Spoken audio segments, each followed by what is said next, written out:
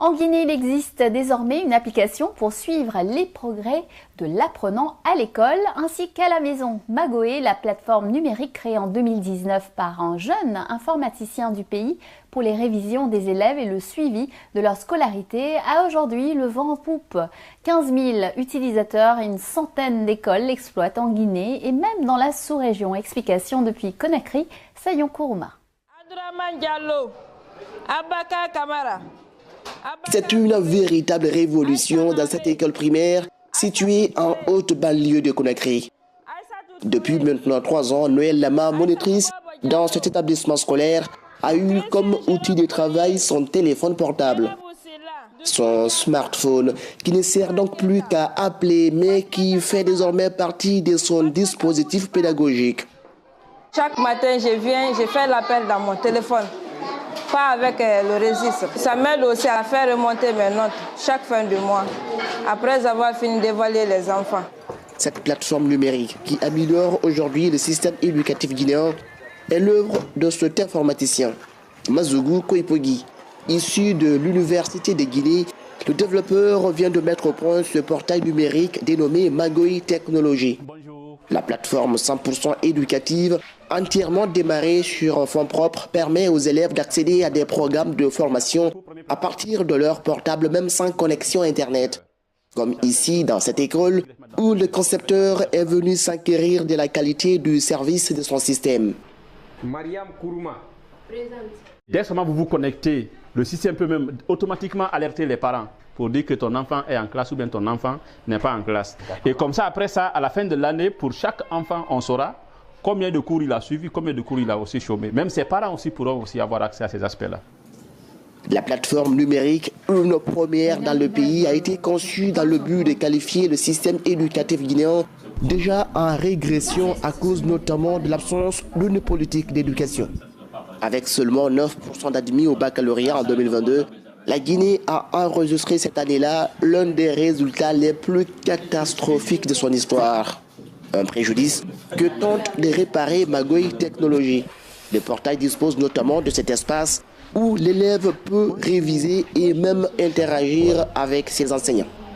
Ici, vous pouvez consulter le contenu des cours à partir de là. Donc là, vous pouvez réviser partout où vous êtes, même sans la connexion.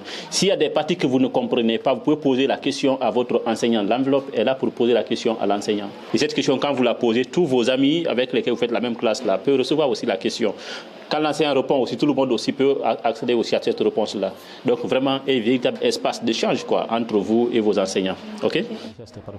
Un espace d'échange, mais aussi un outil de gestion des recettes d'école dans un pays classé en 2022 à la 150e place sur 180 pays de l'indice de la perception de la corruption dans le secteur public par Transparency International.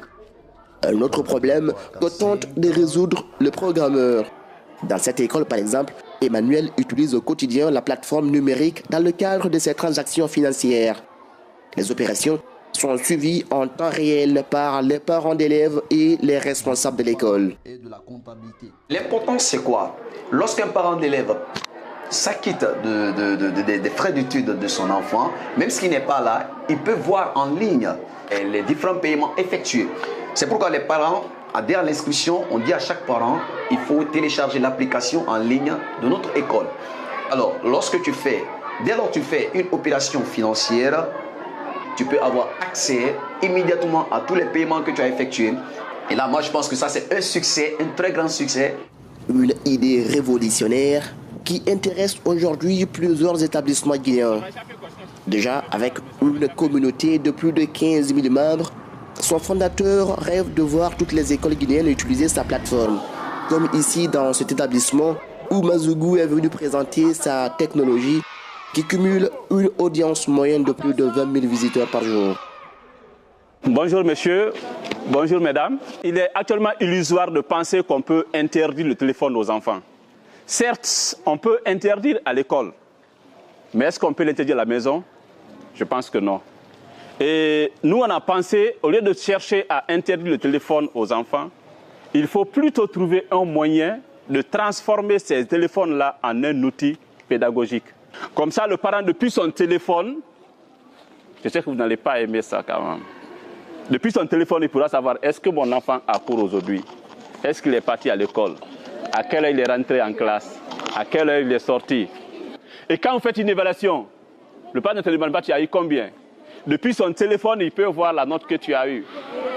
Voici un peu la solution qu'on a développée. Une fois de plus, merci.